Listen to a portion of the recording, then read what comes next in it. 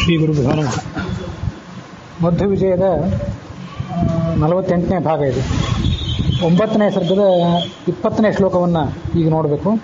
ನಿನ್ನೆ 19ನೇ ಶ್ಲೋಕದವರೆಗೆ ಶ್ರವಣ ಸಮಾಪ್ತಿಯನ್ನು ಕಂಡಾಗ ಆಚಾರ್ಯರು ಬದ್ರಿ ಕ್ಷೇತ್ರದಲ್ಲೇ, ಚಿಕ್ಕ ಬದ್ರಿ ಕ್ಷೇತ್ರ ಏನಿದೆ ಅಲ್ಲೇ ಈ ಬ್ರಹ್ಮಸೂತ್ರ ಭಾಷ್ಯವನ್ನು ರಚಿಸಿದ್ದು, ಸತ್ಯತೀರ್ಥರು ಅದನ್ನು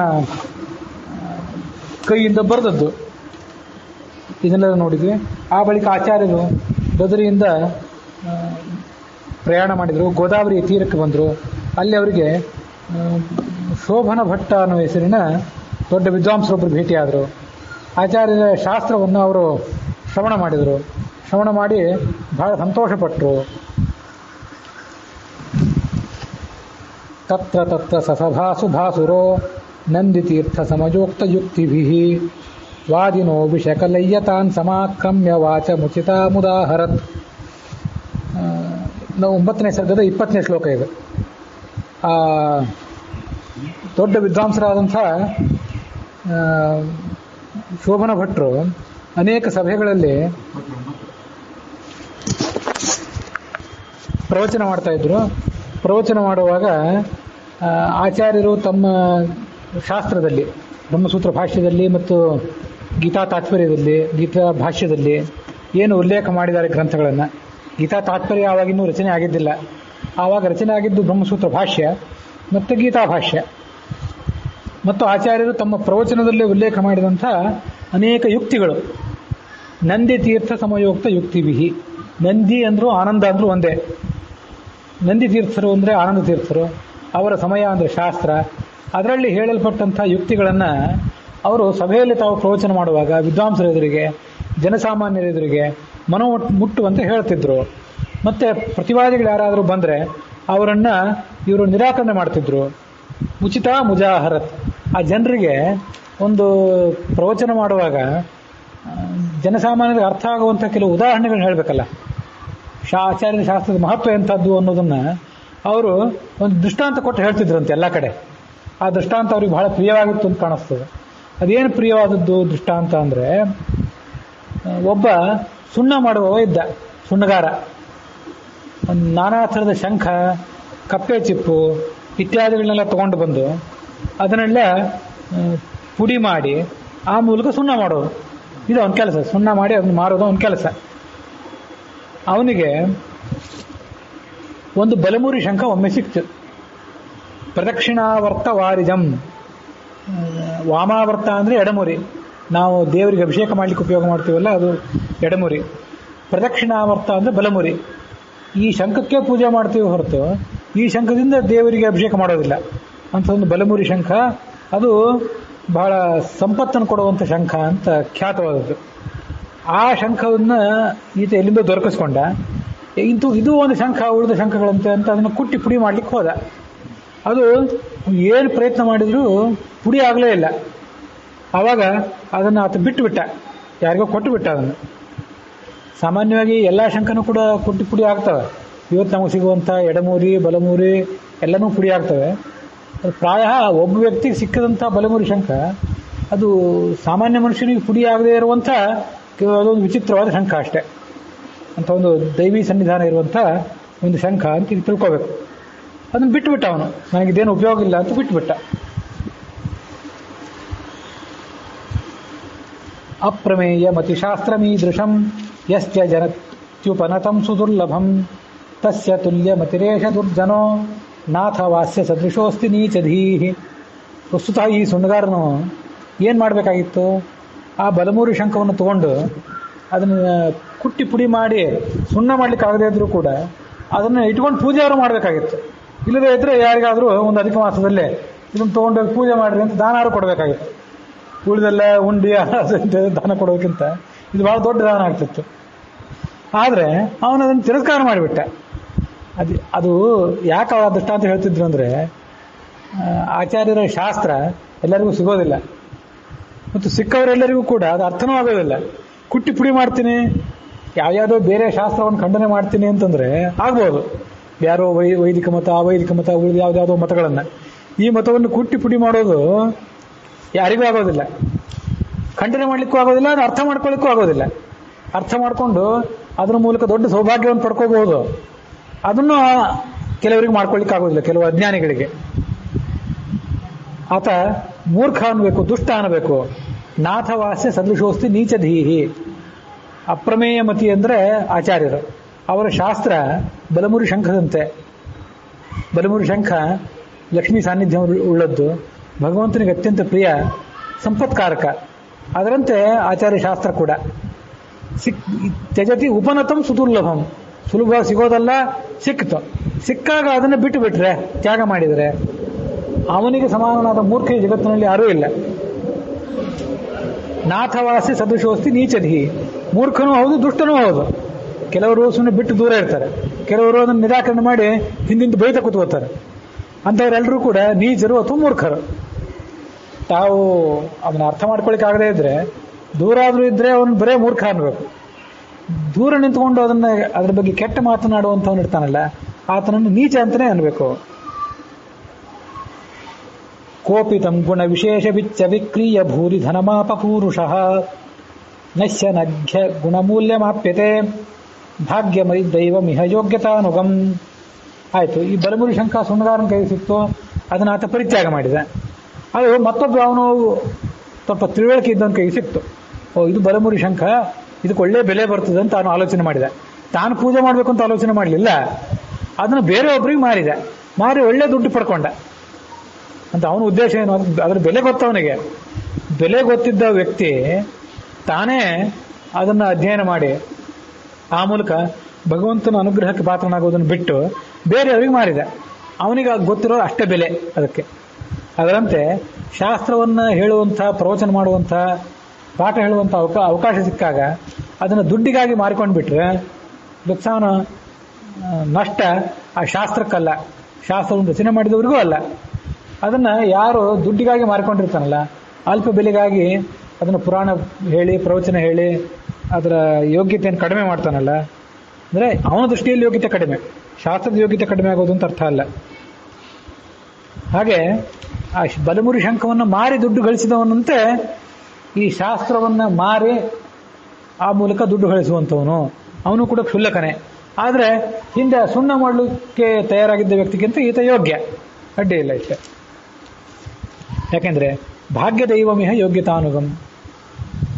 ಶಾಸ್ತ್ರ ಕೈಗೆ ಸಿಕ್ಕಾಗ ಅದರಿಂದ ಎಷ್ಟೋ ಮಹತ್ತಾದ ಪ್ರಯೋಜನಗಳನ್ನು ಪಡ್ಕೊಳ್ಳೋದು ಬಿಟ್ಟು ಅವರಿವರಿಗೆ ಮಾರಿ ಅದರ ಮಹತ್ವವನ್ನು ಕಳೆದು ಬಿಟ್ರೆ ಅದು ನಿನ್ನ ಯೋಗ್ಯತೆ ಅಷ್ಟೇ, ನಿನಗೆ ಆ ಶಾಸ್ತ್ರ ಅಷ್ಟೇ ಫಲ ಕೊಡ್ತು. ನಿನಗಿಂತ ಹೆಚ್ಚಿನ ಯೋಗ್ಯತೆ ಇದ್ದವ್ರ ಕೈಗೆ ಅದೇ ಶಾಸ್ತ್ರ ಸಿಕ್ಕರೆ ಅವರು ಅದರಿಂದ ಇನ್ನೂ ಹೆಚ್ಚಿನ ಫಲವನ್ನು ಪಡ್ಕೋತಾರೆ. ಒಬ್ರು ಯಾರೋ ಈ ಜಗತ್ತಿನಲ್ಲಿ ದುಡ್ಡನ್ನು ಗಳಿಸ್ತಾರೆ ಶಾಸ್ತ್ರವನ್ನು ಉಪಯೋಗ ಮಾಡಿ, ಮತ್ತೊಬ್ರು ಯಾರೋ ಸ್ವರ್ಗಲೋಕವನ್ನು ಗಳಿಸ್ತಾರೆ, ಮತ್ತೊಬ್ರು ಯಾರೋ ಮೋಕ್ಷವನ್ನು ಗಳಿಸ್ತಾರೆ. ಇನ್ನೊಬ್ರು ಏಕಾಂತ ಭಕ್ತರಾದವರು ನಾವು ಮೋಕ್ಷವೂ ಬೇಡ, ನಾವು ಬೇಕಾಗಿದ್ದು ಕೇವಲ ಪರಮಾತ್ಮನ ಅನುಗ್ರಹ ಅಂತ ಅನುಗ್ರಹವನ್ನು ಮಾತ್ರ ಬಯಸ್ತಾರೆ. ಇದು ಆ ಮನುಷ್ಯರಲ್ಲಿ ಇರ್ತಕ್ಕಂಥ ಒಂದು ತಾರತಮ್ಯ. ವ್ಯಕ್ತಮುನ್ನತಿ ಮಿತೋಪ್ಯಯಂ ಜನಃ ತಸ್ಯ ಯನ್ನ ಲಭತೆ ಖಿಲಂ ಫಲಂ ಸ್ತೋಕಮಾನಸತಯಾ ತತೋ ವ್ರಜೇತ್ ಹಂತ ತಸ್ಯ ಪುರುಷಸ್ಯ ತುಲ್ಯತಾಂ. ಅಯಂ ಜನಃ, ಆ ಶೋಭನ ಭಟ್ರು ತಮ್ಮ ಬಗ್ಗೆ ತಾವೇ ಹೇಳ್ಕೊಂಡ್ರು. ತಸ್ಯ ಯನ್ನ ಲಭತೆ ಅಖಿಲಂ ಜಲಂ. ಆ ಶಾಸ್ತ್ರದ ಪೂರ್ಣ ಫಲವನ್ನು ನಾವು ಪಡ್ಕೊಳ್ದೇ ಇದ್ರೆ ನಾವು ಅವನಂತೆ ಆಗಿಬಿಡ್ತೇವೆ. ಆ ಮಾರಿದ್ನಲ್ಲ ಒಬ್ಬ ವ್ಯಕ್ತಿ, ಅವನಂತೆ ನಾವು ಆಗಿಬಿಡ್ತೇವೆ. ಸ್ತೋಕ ಮಾನಸತೆಯ, ನಾವೆಲ್ಲರೂ ಕೂಡ ಅಲ್ಪಜ್ಞಾನಿಗಳು. ಆದ್ರಿಂದ ನಮ್ಮ ಯೋಗ್ಯತೆ ಎಷ್ಟೆಷ್ಟಿದೆಯೋ ಅಷ್ಟಷ್ಟೇ ನಾವು ಜ್ಞಾನವನ್ನು ಪಡ್ಕೊಳ್ತೀವಿ. ಹಂತ ತಸ್ಯ ಪುರುಷಸ್ಯ ತುಲ್ಯತಾಂ. ಅದನ್ನ ಮಾರಿ ದುಡ್ಡು ಗಳಿಸಿದಂಥ ವ್ಯಕ್ತಿಗೆ ನಾವು ಸಮಾನರಾಗಿ ಬಿಡ್ತೇವೆ.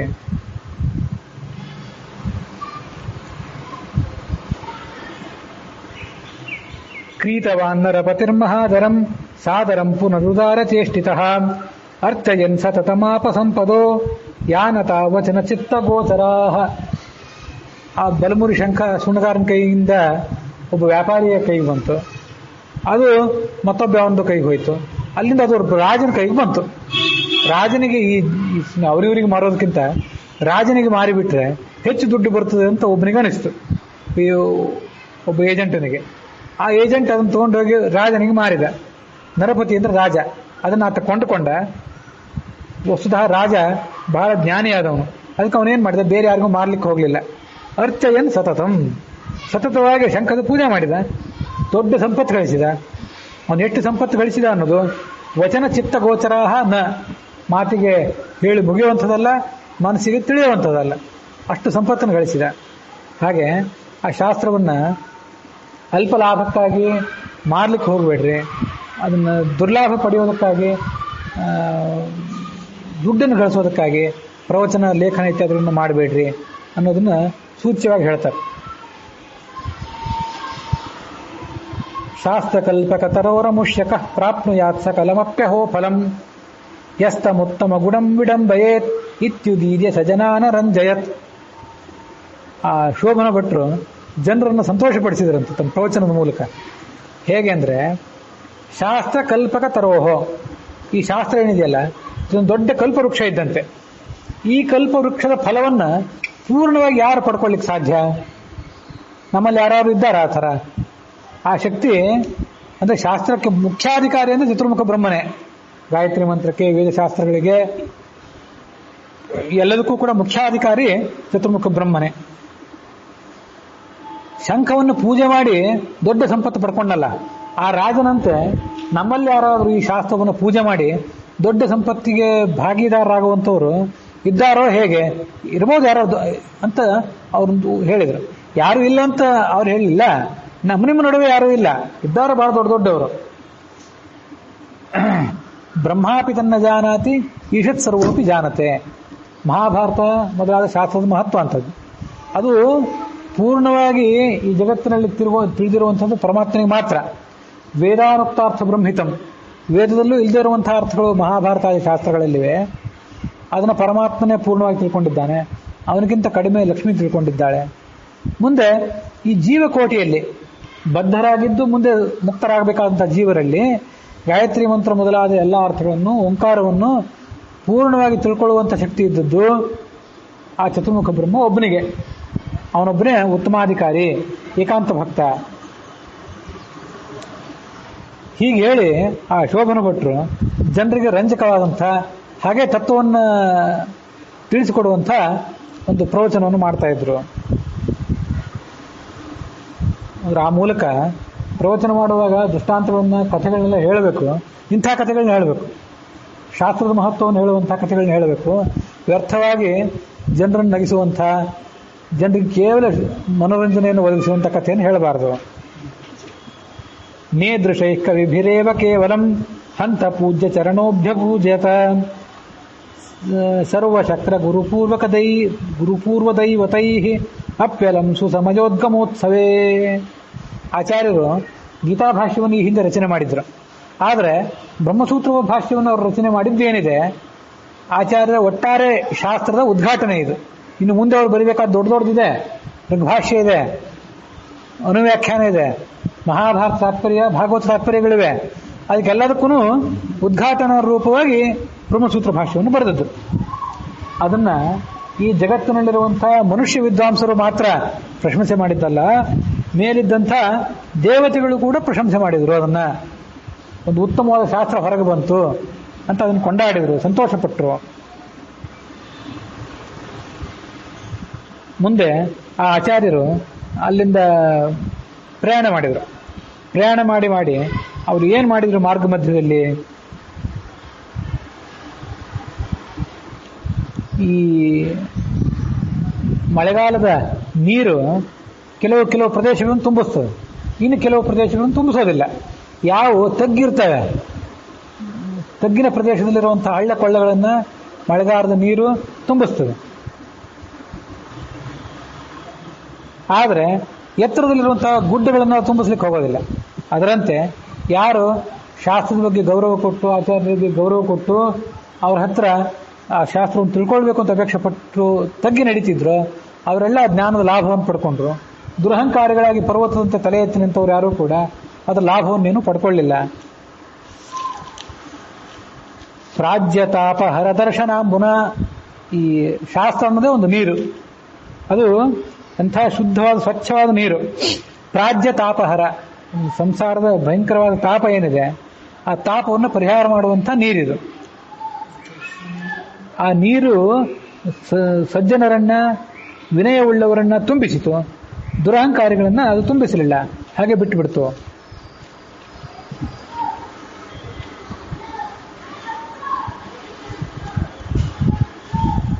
ಕರ್ಮಭ್ಯಸ್ತ ಕಲಲೋಕ ಕೌತುಕೈ ಮಾನಿತಃ ಪತಿ ಜನೈ ಸಮಾಗತಃ ಸನ್ನ ನಾಮ ಶಿವನಾಮ ಕೀರ್ತನಂ ರಾಜತಾಸನ ಪುರೇ ವಿರಾಜಿತಂ.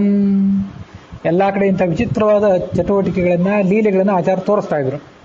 ತೋರಿಸಿ ಮಾರ್ಗ ಮಧ್ಯದಲ್ಲಿರುವಂಥ ಎಲ್ಲ ಜನರ ಸನ್ಮಾನವನ್ನು ಸ್ವೀಕಾರ ಮಾಡಿದರು. ಮುಂದೆ ಈ ಉಡುಪಿಯಲ್ಲಿ ವಾಸಿಸುವಂಥ ಅನಂತಾಸನ ದೇವರಿಗೆ ಬಂದು ನಮಸ್ಕಾರ ಮಾಡಿದರು. ಉಡುಪಿ ಈ ಬದರಿಯಿಂದ ಶಿವನಾಮ ಕೀರ್ತನಂ, ಶಿವ ಅಂತ ಹೆಸರುಳ್ಳಂಥ ರಾಜತಾಸನಪುರ ಅಂದರೆ ಉಡುಪಿ, ಅಲ್ಲಿರುವಂಥ ಆ ಭಗವಂತನಿಗೆ ಅವರು ಬಂದು ನಮಸ್ಕರಿಸಿದರು. ಅಲ್ಲಿ ಈ ಇಬ್ಬರು ಸನ್ಯಾಸಿಗಳು ಕೂಡ ಅವರಿಗಾಗಿ ಕಾಯ್ತಾ ಇದ್ರು. ಒಬ್ಬರು ಆಚಾರ್ಯ ಗುರುಗಳು, ಅವರು ಹೋಗಿರಲಿಲ್ಲ ಆಚಾರ್ಯರ ಜೊತೆ ಸಂಚಾರಕ್ಕೆ. ಮತ್ತೊಬ್ಬರು ಹಿರಿಯ ಯತಿಗಳೊಬ್ಬರು ಇದ್ರು. ಅವರು ಲಿಖಿತ ವಂಶದಲ್ಲಿ ಹುಟ್ಟಿದಂಥ ಹಿರಿಯ ಯತಿ ಅಂತ ಹಿಂದೆ ಬಂದಿತ್ತು. ಆ ಇಬ್ಬರು ಯತಿಗಳು ಕೂಡ ಇಲ್ಲೇ ಇದ್ರು. ಅವರಿಗಾಗಿ ಆಚಾರ್ಯರು ಆ ಬ್ರಹ್ಮಸೂತ್ರ ಭಾಷ್ಯದ ಒಂದು ಪ್ರತಿಯನ್ನು ಮೊದಲೇ ಕಳಿಸಿಕೊಟ್ಟಿದ್ರು. ತಾವು ನಿಧಾನವಾಗಿ ಜನರನ್ನ ಎಲ್ಲ ಕಡೆ ಭೇಟಿ ಮಾಡಿ ಬರೋದು ವಿಳಂಬ ಆದಿತ್ತು ಅಂತ ಹೇಳಿ ಒಬ್ಬ ಶಿಷ್ಯನ ಮೂಲಕ ಒಂದು ಕಾಪಿ ತೆಗೆಸಿ ಅಲ್ಲಿ ಮುಂದೆ ಕೊಟ್ಟು ಕಳಿಸಿದ್ರು. ಆರ್ಯಯತಿ ಅಂದರೆ ಹಿರಿಯ ಯತಿ. ಅವರು ಆ ಭಾಷ್ಯದ ಒಂದು ಪ್ರತಿಯನ್ನು ನೋಡಿದರು. ಪ್ರೇಷಿತ ಅಪ್ರತಿಮ ಭಾಷ್ಯ ದೃಕ್. ಪ್ರೇಷಿತ ಅಂದರೆ ಮೊದಲು ಕಳಿಸಿಕೊಡಲ್ಪಟ್ಟದ್ದು. ಆ ಭಾಷ್ಯವನ್ನು ನೋಡಿ ಅವ್ರಿಗೆ ಬಹಳ ಸಂತೋಷ ಆಗಿಬಿಟ್ಟಿತ್ತು. ಮೊದಲೇ ಆಚಾರ್ಯ ಯಾವಾಗ ಬರ್ತಾರೆ ಅಂತ ಕಾಯ್ತಾ ಇದ್ರು ಅವರು. ತಮ್ಮ ಶಿಷ್ಯ ಚ್ಯುತಪ್ರಜ್ಞನಿಗೂ ಶಿಷ್ಯರೇ, ಆ ದೊಡ್ಡ ಯತಿಗಳಿಗೂ ಆಚಾರ್ಯ ಶಿಷ್ಯರೇ, ಯಾವಾಗ ಬರ್ತಾರೆ ಅಂತ ಕಾಯ್ತಾ ಇದ್ರು. ಆಚಾರ್ಯರು ಬಂದಾಗ ಅವರ ಗ್ರಂಥವನ್ನು ನೋಡಿ ಹಿಂದೆ ಏನು ಸಂತೋಷ ಪಟ್ಟಿದ್ರು, ಅದಕ್ಕಿಂತ ಹೆಚ್ಚಿನ ಸಂತೋಷವನ್ನ ಆಚಾರ್ಯರನ್ನು ನೋಡಿ ಸಂತೋಷಪಟ್ಟರು. ಯತಿರಾಡ್ ಚಿತ್ರಮೇಶ ಯತಿರಾದ್ ಘನಾಘನೋ ಗ್ರಾಹಯಂಶ್ಚ ಮನುಜಾನ್ ಮುಮೋಚನೋ. ಈ ಹಿರಿಯ ಯತಿಗಳಿದ್ರಲ್ಲ, ಅವರು ಆಚಾರ್ಯರ ಮೂಲಕ ಈ ಶಾಸ್ತ್ರವನ್ನ ಮತ್ತಷ್ಟು ಕೇಳಿ ತಿಳ್ಕೊಂಡ್ರು. ಅವರು ಪ್ರತ್ಯಕ್ಷ ಭೇಟಿ ಆದಮೇಲೆ ಅದನ್ನೆಲ್ಲ ತಿಳ್ಕೊಂಡು ಅವರು ಜನರಿಗೆ ಒಂದು ಪ್ರವಚನ ಮಾಡಲಿಕ್ಕೆ ಪ್ರಾರಂಭ ಮಾಡಿದರು, ತಮ್ಮ ಶಿಷ್ಯರಿಗೆ ಇತ್ಯಾದಿಗಳಿಗೆ. ಅದು ಹೇಗೆ ಅಂತಂದ್ರೆ, ಒಂದು ಮೋಡದಂತೆ ಅಂತ. ಸಮುದ್ರದಿಂದ ಮೋಡ ನೀರನ್ನು ಹೀರ್ಕೋತದೆ, ಹೀರ್ಕೊಂಡು ಮತ್ತೆ ಅದನ್ನು ಭೂಮಿಗೆ ಸುರಿಸ್ತದೆ. ಇದೆಲ್ಲ ಅದಕ್ಕೆ ಗೊತ್ತಿರುವಂಥದ್ದು. ಒಂದು ಬಾರಿ ಮೋಡ ನೀರನ್ನು ಸುರಿಸಿಬಿಟ್ರೆ ಮೋಡ ಖಾಲಿನೇ, ಮತ್ತೆ ಅಲ್ಲಿ ನೀರಿರೋದಿಲ್ಲ. ಮತ್ತೆ ನೀರನ್ನು ಸುರಿಸ್ಬೇಕಾದ್ರೆ ಬೇರೆ ಮೋಡ ಅಲ್ಲಿ ಬರಬೇಕು. ಆದರೆ ಈ ಹಿರಿಯ ಯತಿಗಳು ಅನ್ನುವ ಮೋಡ ಇತ್ತಲ್ಲ, ಇದು ಪೂರ್ಣಪ್ರಜ್ಞರು ಅನ್ನುವ ಸಾಗರದಿಂದ ತತ್ವಜ್ಞಾನದ ನೀರನ್ನು ಹೀರ್ಕೊಂಡಿತ್ತು. ಹೀರಿಕೊಂಡು ಜನರಿಗೆ ಅದನ್ನು ಮುಟ್ಟಿಸಿತ್ತು. ಎಷ್ಟು ಮುಟ್ಟಿಸಿದ್ರೂ ಆ ನೀರು ಮುಗಿಲೇ ಇಲ್ಲ. ಯಾಕಂದ್ರೆ ತತ್ವಜ್ಞಾನದ ನೀರು ಇದು ಮುಗಿಯುವಂಥ ನೀರಲ್ಲ, ನೀವು ಕೊಟ್ಟಷ್ಟು ಮತ್ತು ತುಂಬಿಕೊಳ್ಳುವಂಥ ನೀರು. ಪೂರ್ಣ ದೃಷ್ಟಿ ಅಂದರೆ ಆಚಾರ್ಯರು, ಅದೇ ಒಂದು ಜಲಧಿ ಅಂದರೆ ಸಾಗರ. ಅಲ್ಲಿಂದ ಭಾಷ್ಯ ಅನ್ನುವ ಒಂದು ನೀರನ್ನು, ಅಮೃತ ಅಂದರೆ ನೀರು, ಬೇಕಂತೆ ಅಮೃತ ಅನ್ನೋ ಶಬ್ದ ಪ್ರಯೋಗ ಮಾಡಿದ್ದಾರೆ. ಅಮೃತ ಅನ್ನೋ ಶಬ್ದ ಸ್ವರ್ಗಲೋಕದ ಅಮೃತವನ್ನೂ ಹೇಳ್ತದೆ, ಸುಧಾ ಇದೆಯಲ್ಲ ಅದನ್ನೂ ಹೇಳ್ತದೆ. ನೀರಿಗೂ ಅಮೃತ ಅಂತ ಶಬ್ದ ಇದೆ ಸಂಸ್ಕೃತದಲ್ಲಿ. ಹಾಗೆ ಇಲ್ಲಿ ಅಮೃತ ಅನ್ನೋ ಶಬ್ದ ಬಂದದ್ದು ನೀರು, ಇಲ್ಲಿರುವ ನೀರಿದೆಯಲ್ಲ, ನಾವು ಕುಡಿಯೋ ನೀರು, ಬಳಕೆ ಮಾಡೋ ನೀರು, ಇದು ಅಮೃತ ಅಂತ ಯಾಕೆ ಕರೀತಾರೆ ಅಂದರೆ, ಜಗತ್ತಿನಲ್ಲಿರುವಂಥ ಉಳಿದೆಲ್ಲ ಅನ್ನ, ಸಾರು, ಚಪಾತಿ, ರೊಟ್ಟಿ ಮೊದಲಾದ ಪದಾರ್ಥಗಳಿಗಿಂತ ನೀರು ಹೆಚ್ಚು ರುಚಿ ಮತ್ತು ನೀರು ಹೆಚ್ಚು ಮನುಷ್ಯನಿಗೆ ಅವಶ್ಯಕ. ಆದ್ದರಿಂದ ಇದು ಅಮೃತ, ಮನುಷ್ಯನನ್ನು ಬದುಕಿಸುವಂಥದ್ದು ಅನ್ನೋ ದೃಷ್ಟಿಯಿಂದ ಇದು ಅಮೃತ. ಆದರೆ ಈ ಅಮೃತಕ್ಕೆ, ಈ ನೀರು ಅನ್ನುವ ಅಮೃತಕ್ಕೆ ಇರುವಂಥ ಆ ಬೆಲೆ, ಶಾಸ್ತ್ರ ಅನ್ನುವ ಅಮೃತದ ಬೆಲೆ ಅದರ ಮುಂದೆ ತೀರಾ ನಗಣ್ಯವಾದದ್ದು. ಅದಕ್ಕಿಲ್ಲ ಅಮೃತ ಅನ್ನೋ ಶಬ್ದವನ್ನೇ ಬಳಕೆ ಮಾಡಿದರು. ಚಿತ್ರಮೇಶ ಯತಿರಾಟ್ ಘನಾಘನೋ, ದೊಡ್ಡ ಮೋಡ ಈ ಯತಿಗಳೇ. ಅವರು ಮನುಷ್ಯರಿಗೆ ಕೊಟ್ಟು ಕೂಡ ಯಾರ್ಯಾರಿಗೋ ಪ್ರವಚನ ಮಾಡಿದರು, ಜನರಿಗೆಲ್ಲ ಹೇಳಿದರು, ನೋಡ್ರಿ ಇದರಲ್ಲಿ ಇಂಥ ಮಹತ್ವ ಇದೆ ಅಂತ ಹೇಳಿ. ಆದರೂ ಅವ್ರು ಖಾಲಿ ಆಗಲಿಲ್ಲ, ಮತ್ತಷ್ಟು ತುಂಬಿಕೊಂಡ್ರು.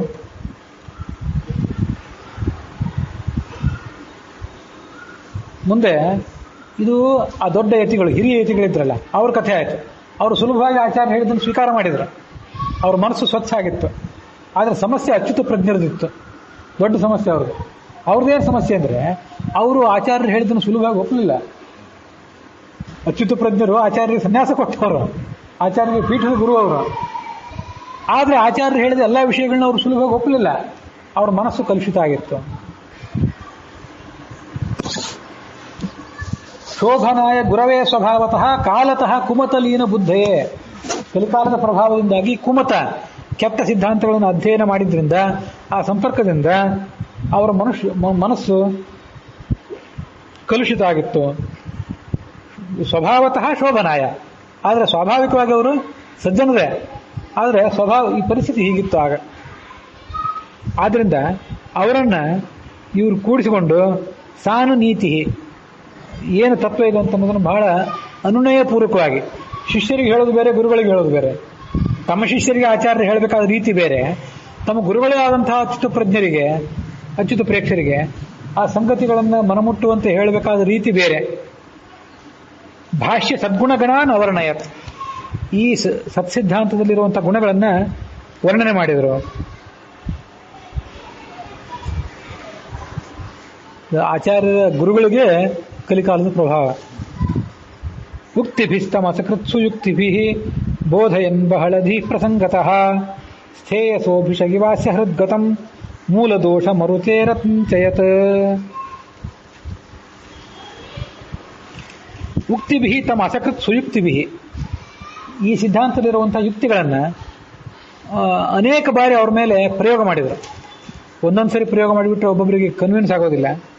ಬಹಳಷ್ಟು ಅವರಿಗೆ ಮನಮುಟ್ಟುವಂತೆ ಪದೇ ಪದೇ ಪದೇ ಹೇಳಿದರು. ಅಸಕೃತ್ ಅಂದ್ರೆ ಅನೇಕ ಬಾರಿ. ಬೋಧೆಯನ್ನು ತಿಳಿ ಹೇಳಿದರು. ಬಹಳ ಧೀಹಿ, ಬಹಳ ಅನ್ನೋದು ಸಂಸ್ಕೃತ ಶಬ್ದನೆ. ಪ್ರಸಂಗತಃ, ಹಾಗೊಂದು ಪ್ರಸಂಗವನ್ನು ಅವ್ರ ಎದುರಿಗೆ ತಂದರು, ಅಚ್ಯುತ ಪ್ರಜ್ಞರ ಎದುರಿಗೆ.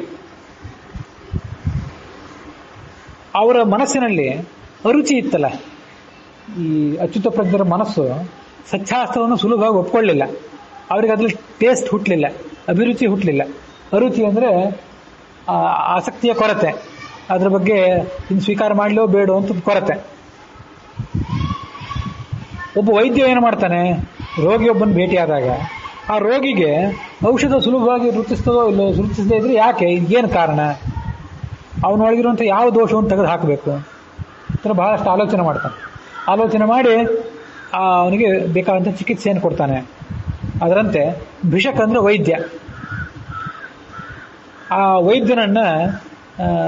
ವೈದ್ಯನಾದವನು ಹೇಗೆ ಕೆಲಸ ಮಾಡ್ತಾನೋ ಅದರಂತೆ ಮೂಲ ದೋಷಂ, ಈ ಅಚ್ಯುತ ಪ್ರಜ್ಞನಿಗೆ ನಮ್ಮ ಶಾಸ್ತ್ರ ರುಚಿಸದೇ ಇರಲಿಕ್ಕೆ ಏನು ಕಾರಣ ಅನ್ನೋದನ್ನ ಇವರು ಆಲೋಚನೆ ಮಾಡಿದರು. ಇದು ಕಲಿಕಾಲದ ಪ್ರಭಾವ ಮತ್ತು ದುಷ್ಟಶಾಸ್ತ್ರದ ಒಂದು ಪ್ರಸಂಗ ಇತ್ತಲ್ಲ, ಸತ್ಯಪ್ರಜ್ಞರಿಂದ ಬಂದ ಸಂಪರ್ಕ, ಅದು ಇದು ಕಾರಣ ಅಂತ ಅವ್ರು ತಿಳ್ಕೊಂಡ್ರು. ಮುಂದೆ ಇವ್ರು ಏನು ಮಾಡಿದ್ರು ಆಚಾರ್ಯರು, ಅದನ್ನೆಲ್ಲ ಹೋಗಲಾಡಿಸ್ಬೇಕಲ್ಲ ಆ ಒಂದು ಅಭಿರುಚಿಯ ಕೊರತೆಯನ್ನು. ಅದಕ್ಕೆ ತಮ್ಮ ಸಿದ್ಧಾಂತವನ್ನು ಮತ್ತೆ ಅವ್ರ ಮೇಲೆ ತಿಳಿ ಹೇಳಿದರು. ಮತ್ತೆ ಕೆಲವು ಬಾರಿ ಬಹಳ ಉಗ್ರವಾಗಿ ಅವ್ರ ಮೇಲೆ ಆಕ್ರಮಣ ಮಾಡಿದರು, ನೀವು ತಿಳ್ಕೊಂಡು ತಪ್ಪು ಅಂತ ಹೇಳಿ. ಏಕದೃಷ್ಟಿಮಿವ ಮಾನಸಾತ್ ಗುರೋಹೋ, ಇದೆಲ್ಲ ಆಚಾರ್ಯದ ಈ ಚರಿತ್ರೆ ಇತ್ತಲ್ಲ, ಇದೆಲ್ಲ ಹಂಸದಂತೆ ಇತ್ತು ಅಂತ ಹೇಳ್ತಾರೆ ಕವಿಗಳು. ಅದು ಹೇಗೆ ಅಂದರೆ, ಹಂಸ ಕಾಗೆಯನ್ನು ಹೊಡೆದೋಡಿಸ್ತದಂತೆ. ಹೇಗೆ ಹೊಡೆದೋಡಿಸ್ತದೆ?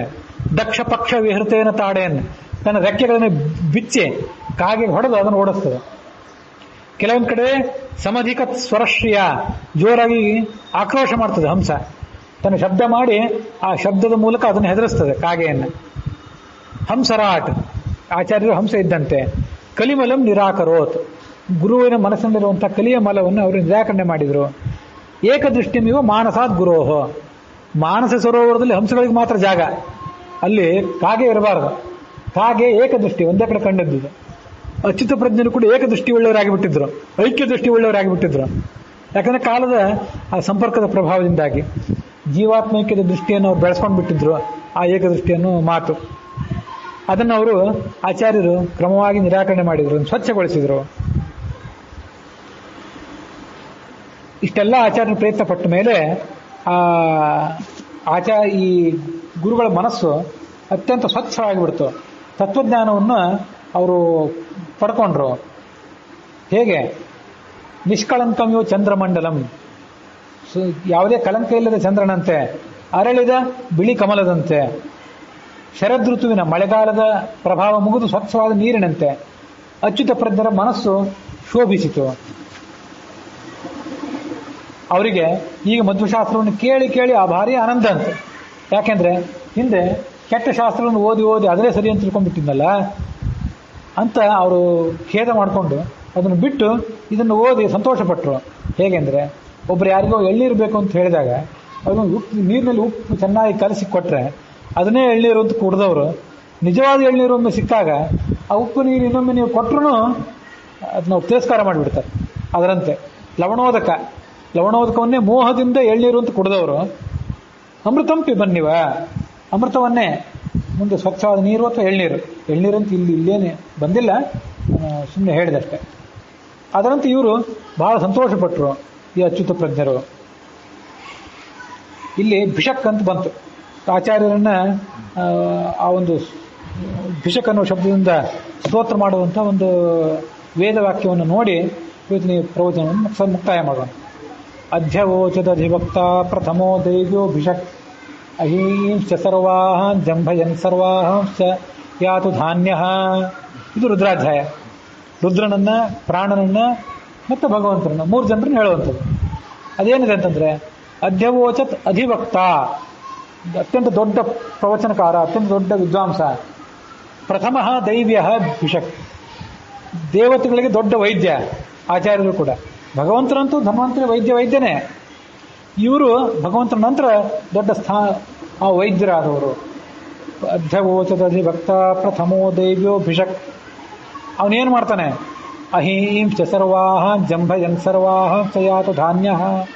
ನಮ್ಮ ಮನಸ್ಸಿನಲ್ಲಿ ಯಾತುಧಾನ್ಯರು ಅಂದರೆ ಯಾತುಧಾನರು ಅಂದರೆ ಮಾಯಾಮಂತ್ರ, ಮಾಟ ಮಂತ್ರ ಮಾಡುವಂಥ, ಜಾದೂ ಮಾಡುವಂಥ ರಾಕ್ಷಸ ಶಕ್ತಿಗಳು, ದುಷ್ಟ ಶಕ್ತಿಗಳು. ಯಾತುಧಾನ, ಆ ಯಾತು ಅನ್ನೋದೇ ಜಾದೂ ಆಗಿದೆ ಅಂತ ಕೋಶದಲ್ಲಿ ಕೆಲವು ಕಡೆ ಕಾಣ್ತೀವಿ ನಾವು. ಮಾಯಾವಿಗಳಾದಂಥ ಈ ದುಷ್ಟ ಶಕ್ತಿಗಳೆಲ್ಲ ನಮ್ಮ ಮನಸ್ಸಿನಲ್ಲಿ ಏನು ಸೇರ್ಕೊಂಡಿವೆ.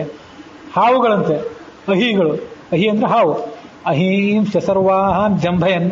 ಆ ಹಾವುಗಳನ್ನೆಲ್ಲ ಹೊಡೆದೋಡಿಸ್ಬೇಕು, ಆ ದುಷ್ಟ ಶಕ್ತಿಗಳನ್ನು ಹೊಡೆದೋಡಿಸ್ಬೇಕು. ಅಹೀಂಶ್ಚ ಸರ್ವಾಹಂ ಜಂಭಯನ್ ಸರ್ವಾಹಂಶ್ಚ ಯಾತು ಧಾನ್ಯ. ಆದ್ದರಿಂದ ಈತ ಪ್ರಥಮ ದೈವ್ಯ ಭಿಷಕ್, ದೇವತೆಗಳಿಗೆ ಅತಿ ದೊಡ್ಡ ಈತ ಪ್ರವಚನಕಾರ ಅಂತ ರುದ್ರನನ್ನ, ಪ್ರಾಣನನ್ನ ಮತ್ತು ಭಗವಂತನನ್ನು ವರ್ಣನೆ ಮಾಡಿದೆ. ಅದೇ ಇಲ್ಲಿಯೂ ಅದೇ ಬಂತು. ಆ ದುಷ್ಟ ಶಕ್ತಿಗಳನ್ನು, ದುರ್ಭಾವನೆಗಳನ್ನು, ಮತ್ತೆ ಯಾಕೆ ಈ ಶಾಸ್ತ್ರ ಸೇರ್ತಾ ಇಲ್ಲ ಅಲ್ಲಿಕ್ಕೆ ಅದಕ್ಕೆ ಬೇಕಾದಂಥ ಮೂಲ ರೋಗಗಳನ್ನು ಅದನ್ನವರು ಪರಿಹಾರ ಮಾಡಿದರು. ಇಂಥದನ್ನು ಆ ಶಾಸ್ತ್ರದಲ್ಲಿ, ಆ ವೇದಾದಿ ವಾಕ್ಯಗಳಲ್ಲಿ ನಾವು ಕಾಣಬೇಕು. ಮತ್ತೆ ಇನ್ನೊಂದು ವೇದವಾಕ್ಯ ಇದೆ.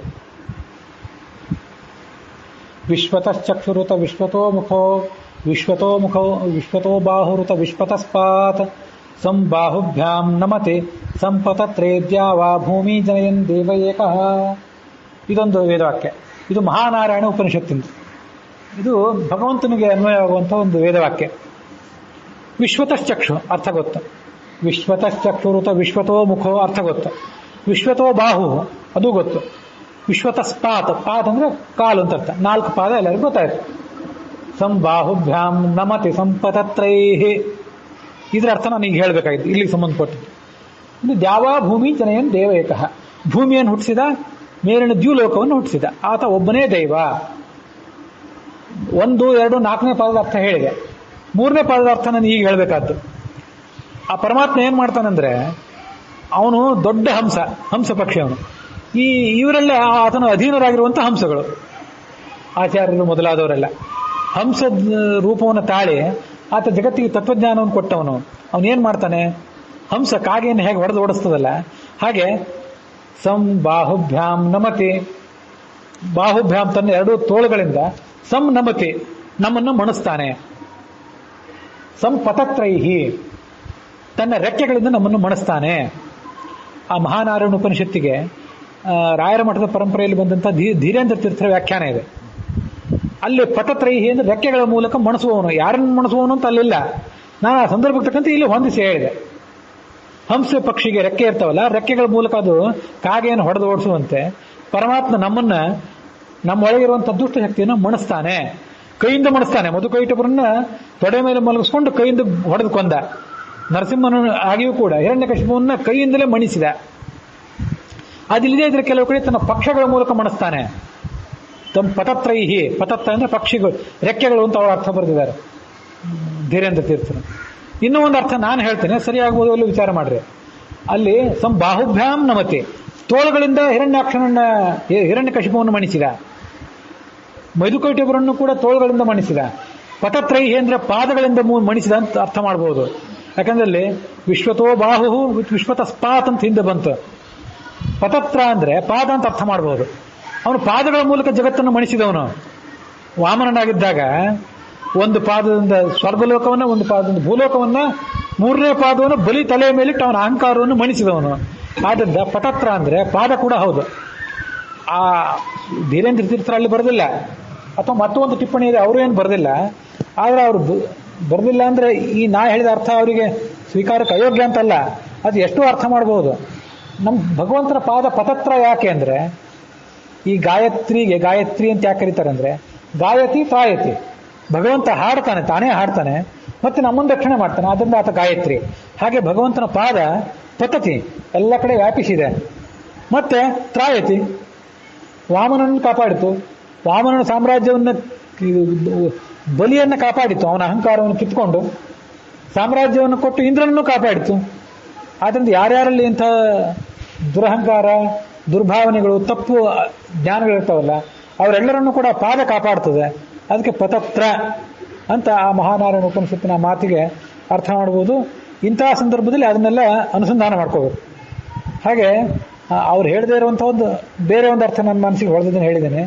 ನಾನು ಹೊಳೆದದ್ದು ಅಂತ ಯಾಕೆ ಹೇಳಿದೆ ಅಂದರೆ, ಅದನ್ನು ಹೀಗೆ ಅನುಸಂಧಾನ ಮಾಡ್ಬೋದೋ ಇಲ್ಲೋ ಅಂತ ಅನ್ನೋದನ್ನ ನೀವೆಲ್ಲರೂ ಕೇಳಿ ಅದನ್ನು ವಿಚಾರ ಮಾಡಬೇಕು ಅನ್ನೋದಕ್ಕಾಗಿ ಹೇಳಿದೆ. ಅಲ್ಲಿಗೆ ಈ 9ನೇ ಸರ್ಗದ 37ನೇ ಶ್ಲೋಕ ಅದು ಇಲ್ಲಿಗೆ ಸಮಾಪ್ತಿಯನ್ನು ಕಂಡಿದೆ.